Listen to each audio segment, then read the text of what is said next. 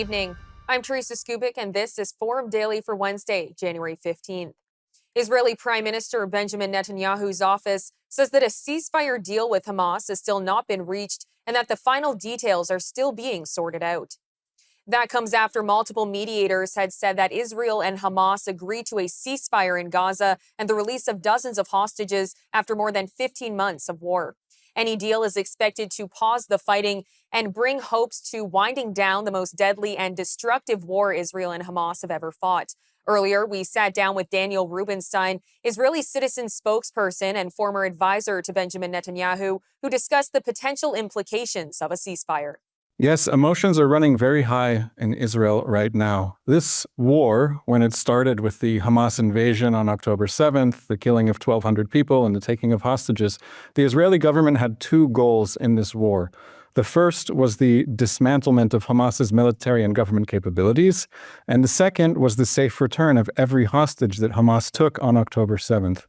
Now, the challenge is that Hamas took hostages for a reason. The reason that Hamas took hostages is so that it could say, here's your sister, here's your mother, we've got your daughter. If you want them back, you have to accept a deal that allows us to remain in power in Gaza, where we will try to carry out more October 7th massacres again and again. So there are competing emotions on this very divisive and difficult issue, and that a segment of the Israeli public is saying or emphasizing the safe return of the hostages, and other parts of the public are saying, of course, we want every hostage home immediately, but at the cost of a potential further war with Hamas is a very difficult risk. And it's not just that, because this current deal that has been proposed, we don't know all the details, but what has been published is that this is a phased deal, meaning the deal happens in a number of phases. In the first phase, Hamas does not release every hostage.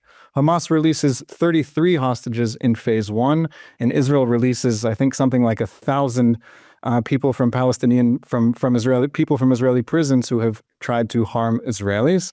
But after this phase, Hamas is continuing to hold hostages, and in the next phase, Hamas is demanding that Israel completely withdraw from Gaza in exchange for the release of the remaining hostages. So I don't know how it will play out.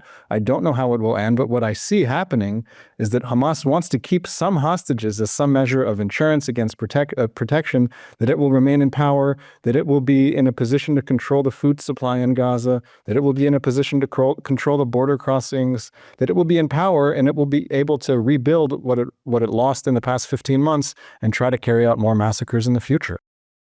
Polling firm Leger found many Liberal supporters would prefer former Bank of Canada Governor Mark Carney to be the next party leader.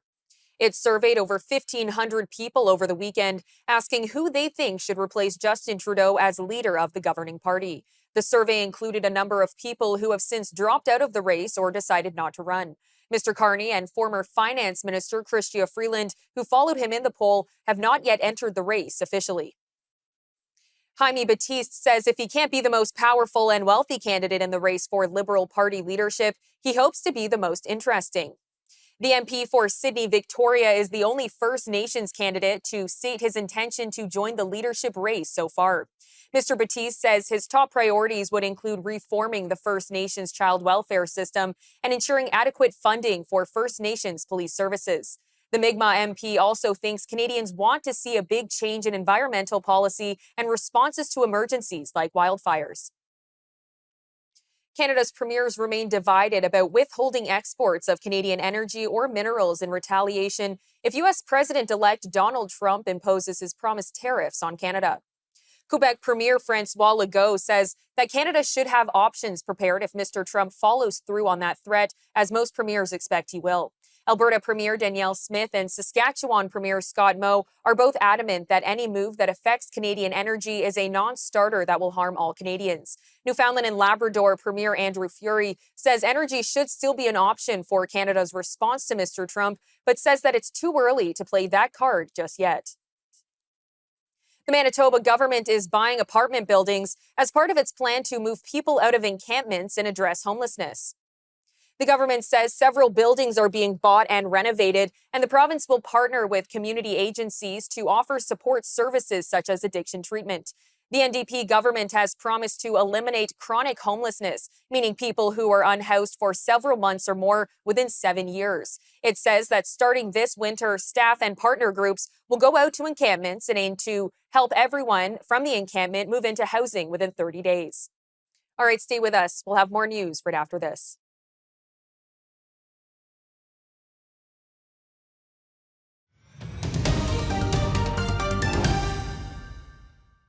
Canada's Minister of Energy and Natural Resources is in Washington right now, making the pitch for a Canada-US energy and resource alliance.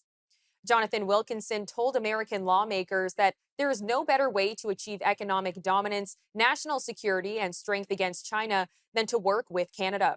Mr. Trump has threatened to impose a 25% tariff on all imports from Canada when he returns to the White House next week. Canadian leaders, despite calls for unity, have not agreed on the country's response or what should be considered for retaliatory tariffs if Mr. Trump follows through on his threat. I'm now joined by former federal cabinet minister, the Honorable Tony Clement, to unpack the growing concerns of tariffs and how Ottawa can respond. Tony, thank you for joining me today. My pleasure. Now, it doesn't look like Donald Trump is going to backtrack on his tariff threat. No. I'm wondering if how Ottawa would have been able to respond had Parliament not been prorogued. Yeah, I think the earlier question is a response if Justin Trudeau had made up his mind to leave 6 months or a year ago. That would have been helpful because then we would have gone through a leadership process for the Liberal Party and been in a position to at least coalesce around some public policy countermeasures given what is happening in the United States. But now we're left with the worst of both worlds. We are free of Justin Trudeau in one sense, but on the other sense, there's a leadership vacuum in Ottawa. And furthermore, the elected institution for Canadians is Parliament, and Parliament is not sitting until the 24th of March. So really is the worst of both worlds. There are things happening. Nature and power abhor a vacuum. So the premiers, we can talk about this, but the premiers are very active right now. And Justin Trudeau is using what remaining authority he has to try to get us to a finish line on how to respond to President Trump. But it's not an ideal situation. Now, with the proroguing of Parliament, a lot of people are saying that what should have happened was Justin Trudeau should have stepped down and the Liberals should have replaced Trudeau right away, and there should have been someone else in place. I'm wondering if that would have helped with the chaos right now around the tariff threat and if Canada would have looked a bit more stable. Yeah, I think that would have been a possibility even 6 months or 8 months ago. But there is a very long process, not too long, but a couple of months at least, where you have to have a leadership election.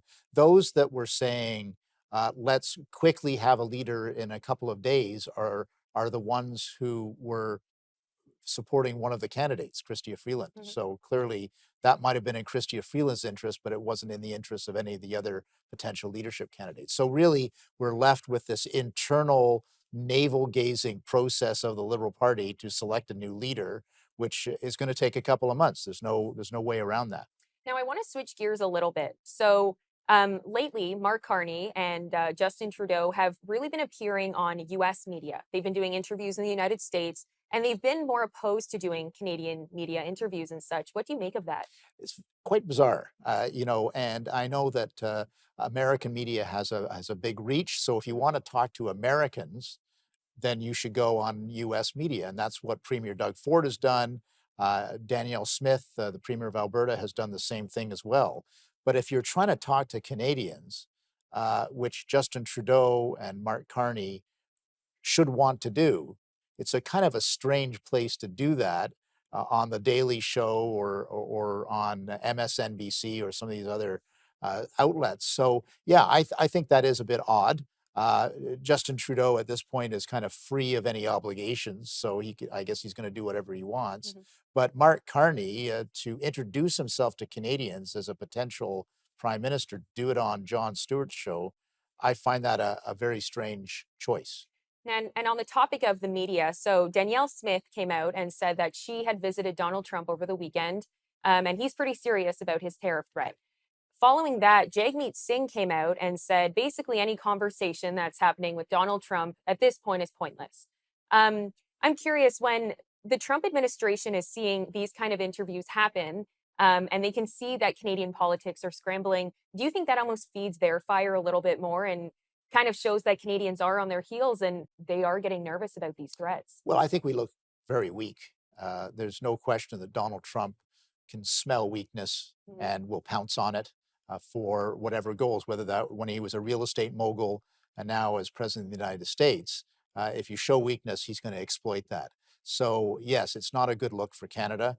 We do look divided. We do look leaderless. We do look like we don't have a consistent or coherent public policy Mhm. position. These are all signs of weakness right now and do not bode well for any potential negotiation with the Right. Trump administration. So, yeah, we got Tony, to deal with that. I do just have to interrupt you. We do have to go to break, but stay with us. We'll be right back after this.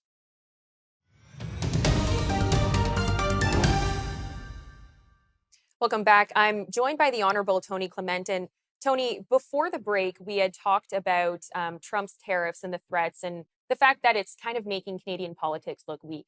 So I want to shift back to Mark Carney. So in an interview, he called himself an outsider to Canadian politics. And people have kind of labeled that as, is he removing himself from Justin Trudeau's running and just kind of everything that that looked like? Would you call Mark Carney an outsider? No, I'd call him the ultimate insider. An insider in terms of global corporate elites Mhm. and an insider in terms of the governing Liberal Party. The fact of the matter is, Mark Carney's leadership campaign is being run by Team Trudeau. All of the people that were around Justin Trudeau for 10 years are now around Mark Carney and are running his campaign. And the people that have the levers of power within the Liberal Party are all Team Trudeau. So he's the opposite of the outsider. He's the insider, but I would understand why he wants to be the outsider to remove himself from the controversies and all of the failures of the Trudeau 10 years. But no, he's not an outsider. Now, calling him the ultimate insider, I'm curious. There's a potential that he could win the Liberal leadership race. Now, with that, he's not a member of Parliament, and he hasn't received a single vote yet. Is that Ever. right? And is that the first time, if he is to become the party leader, is that the first time that that's ever happened? No, it's not. Okay. To be fair, it does happen throughout history.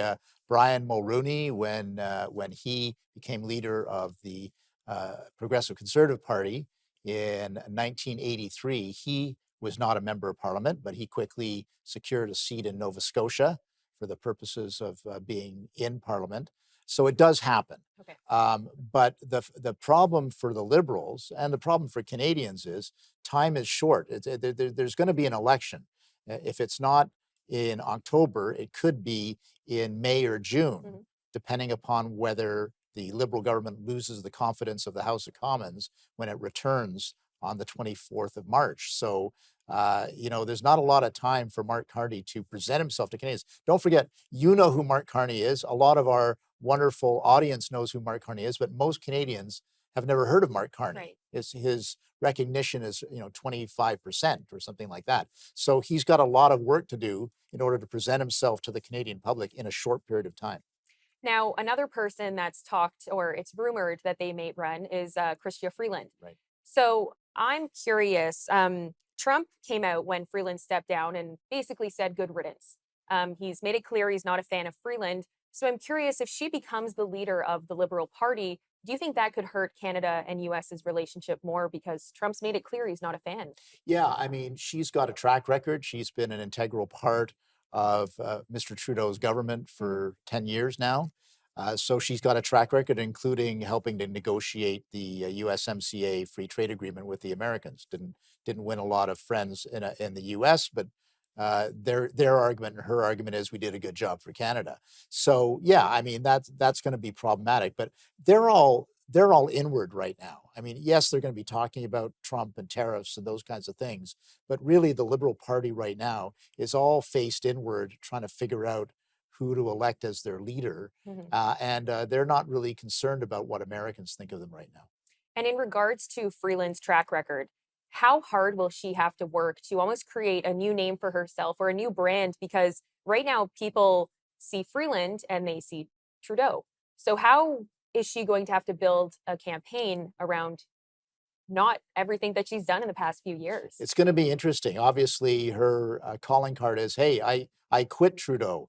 Trudeau was trying to do nasty things to me and to my legacy, so I had to remove myself." So that's going to be her argument to Liberals, at least anyway. But the counter argument is, you were there for all of the major decisions. Every video footage or photo of Trudeau making a major announcement, there's Chrystia Freeland nodding her head, just a little bit behind and to the right of Justin Trudeau. So that's going to be a tough argument to make, I would wager.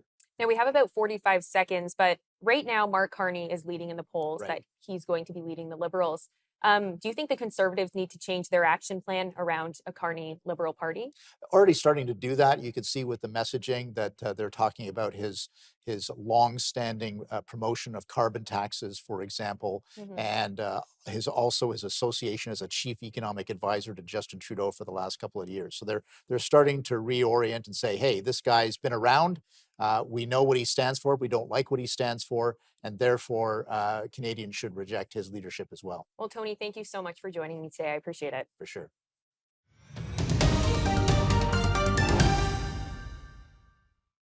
Premier Doug Ford says he supports the federal government's border plan, although details remain scarce. We just had a really, really positive meeting talking about tariffs, talking about border security. I saw the plan for border security. It's phenomenal. As I said to Minister LeBlanc, have Mr. McGuinty get out there and start promoting it, because it is a solid plan. We look forward to sitting down with all the premiers tomorrow. And I just want to thank Minister LeBlanc.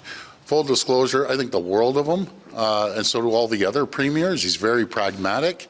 He understands, and he's done a tremendous job on many ministries, but especially this one. Mr. Ford met with Federal Finance Minister Dominic LeBlanc on Tuesday, where the two discussed the $1.3 billion plan to secure the border in response to U.S. President-elect Donald Trump's tariff threats.